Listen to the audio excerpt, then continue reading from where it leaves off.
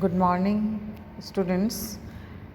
अपन ने इससे पिछले वीडियो में अध्ययन कर रहे थे विभिन्न बीमा के दावों का भुगतान और उसमें अलग अलग व्यक्तियों को किस प्रकार से दावे का भुगतान किया जाता है।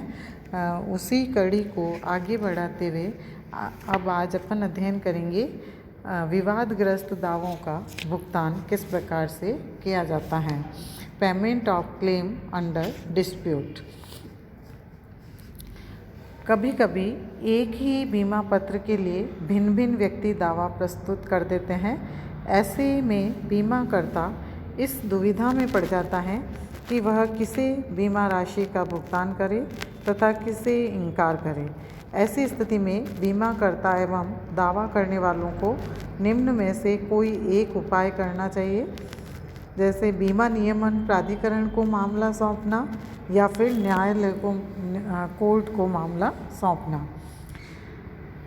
पहले नियम के अंतर्गत बीमा नियम प्राधिकरण को मामला सौंपना, उसमें बीमा अधिनियम 1938 की धारा 47 में बीमा नियंत्रक को विवादग्रस्त दावे को सौंपने तथा उसका निर्णय करने का अधिकार दिया गया था।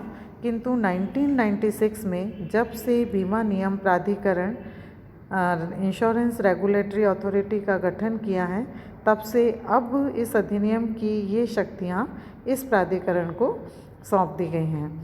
तो सेक्शन 47 के प्रावधानों के अनुसार प्राधिकरण द्वारा विवादग्रस्त दावों का निपटारा करने के लिए एक निश्चित प्रक्रिया का पालन किया जाता है। जैसे सबसे पहले सौंपने की दशाएं। यदि किसी जीवन बीमा पत्र के दावे के भुगतान में विवाद उत्पन्न हो जाता है तो उसे प्राधिकरण के पास भेज दिया जाना चाहिए। ऐसा विवाद केवल निम्न दशाओं में ही नियमन प्राधिकरण के पास भेजा जाना चाहिए। जैसे ऐसे विवादग्रस्त दावे के अंतर्गत बीमा राशि बोनस एवं लाभों को छोड़कर 2000 रुपये से अधिक नहीं होनी चाहिए। वह बीमा पत्र भारत में बीमा व्यवसाय के अंतर्गत जारी किया गया हो। विवाद बीमित एवं बीमाकर्ता के बीच होना चाहिए। विवाद को प्राधिकरण के पास तभी सौंपना चाहिए जबकि दावे का अधिकार रखने वाले ऐसा चाहते हो।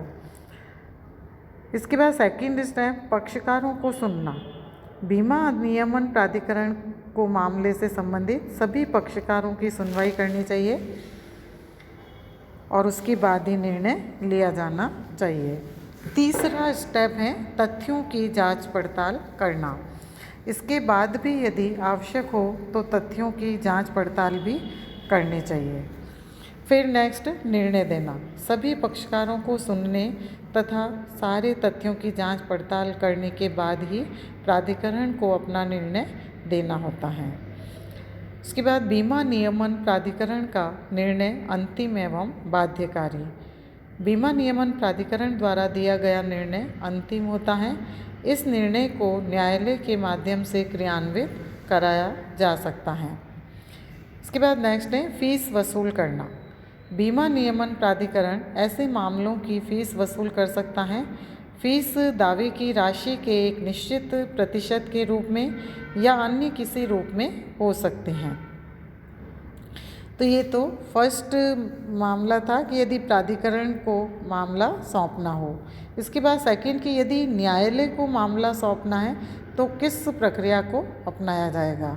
तो यदि विवादग्रस्त दावे के पक्षकार चाहे तो वे दावे का निपटारा करने के लिए न्यायालय को प्रार्थना कर सकते हैं। इस संबंध में बीमा अधिनियम में प्रमुख प्रावधान निम्नानुसार हैं। दावे की राशि जमा करवाने का आवेदन। सर्वप्रथम बीमाकर्ता को ही न्यायालय में एक आवेदन प्रस्तुत करना पड़ता है जिसमें वह शपथ पूर्वक निम्न बातों का उल्लेख करता है तथा दावे की राशि का जमा करवाने की अनुमति की प्रार्थना करता है। उसमें जैसे बीमितों के नाम एवं पते, बीमित व्यक्ति मर गया है तो उसकी मृत्यु की तिथि तथा स्थान, बीमा पत्र का प्रकार एवं बीमा राशि, प्रत्येक दावेदार का नाम एवं पता, संतोषजनक ढंग से भुगतान न कर पाने के कारण, बीमित का नाम एवं पता, जहाँ पर उसे इस राशि के निपटारे के संबंध में सूचित किया जा सकता है।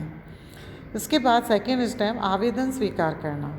न्यायालय के पास ऐसा आवेदन बीमा के परिपक्व होने या बीमित की मृत्यु की सूचना के प्राप्त होने के 6 माह बाद किया जाना चाहिए। थर्ड है न्यायालय द्वारा राशि जमा करने की अनुमति देना। जब न्यायालय को यह विश्वास हो जाएगा कि दावे का सही निपटारा करने के लिए न्यायालय में ही दावे की राशि जमा की जानी चाहिए, तो वह इस आशय की अनुमति प्रसारित कर देगा। फिर बीमाकर्ता द्वारा दावे की रकम न्यायालय में जमा करवाना। यदि बीमाकर्ता सही दावेदार को निश्चित नहीं कर पा रहा हो तो उसे क्लेम की राशि उचित न्यायालय में जमा करवा देनी चाहिए। फिर न्यायालय द्वारा रसीद देना। बीमाकर्ता को दावे की राशि जमा करवाने की न्यायालय से रसीद प्राप्त करनी चाहिए। यदि रसीद ही बीमाकर्ता की वैध यानी वैलिड डिस्चार्ज का प्रमाण मानी जाएगी। अन्य दावों की प्राप्ति की सूचना देना।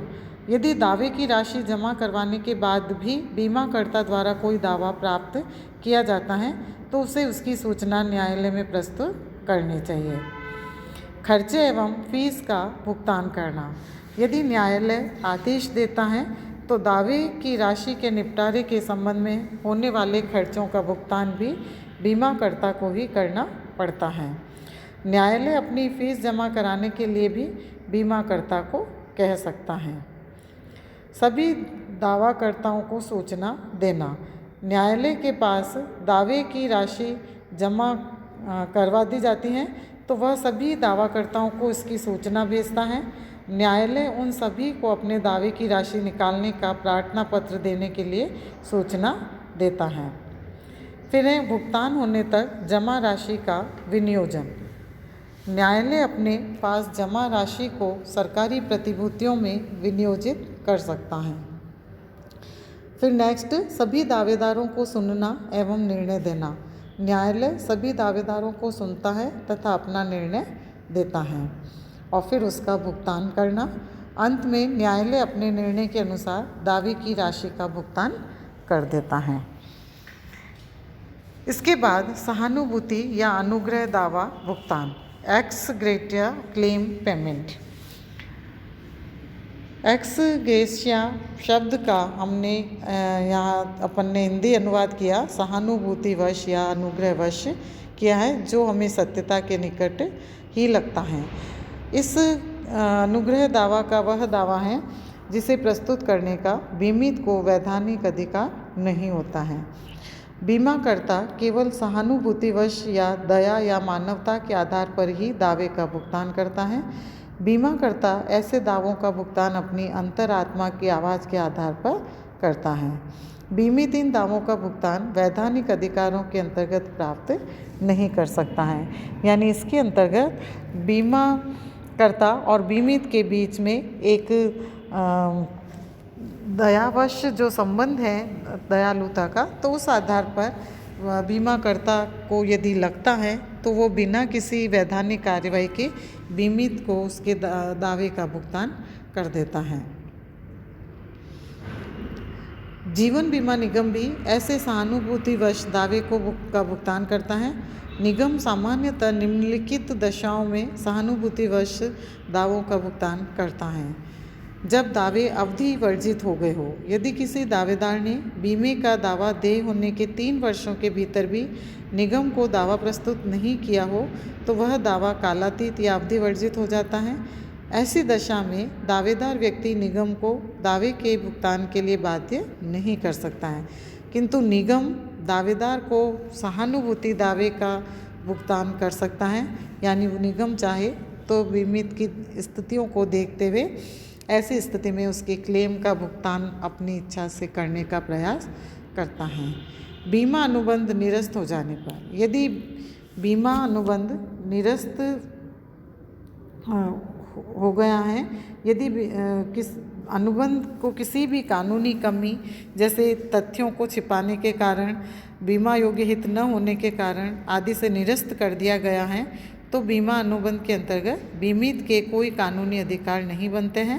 ऐसी दशा में भी बीमाकर्ता बीमित के दावे का संपूर्ण या आंशिक भुगतान कर देता है। थर्ड, बीमा पत्र की स्थिति के कारण।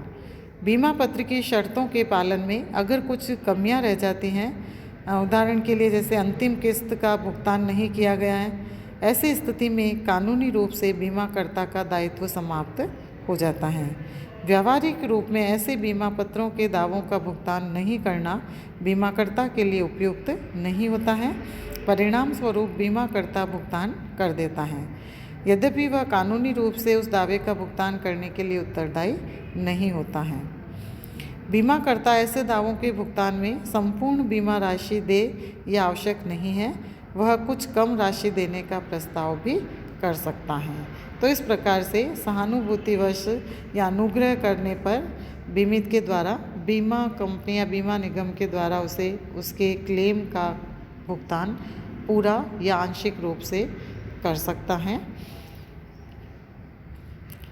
बीमा दावों के निपटारा करने के ये सभी व्यक्तियों के बारे में अपन ने देखा कि किस स्थिति के अंतर्गत किस प्रकार से दावों का भुगतान किया जाता है।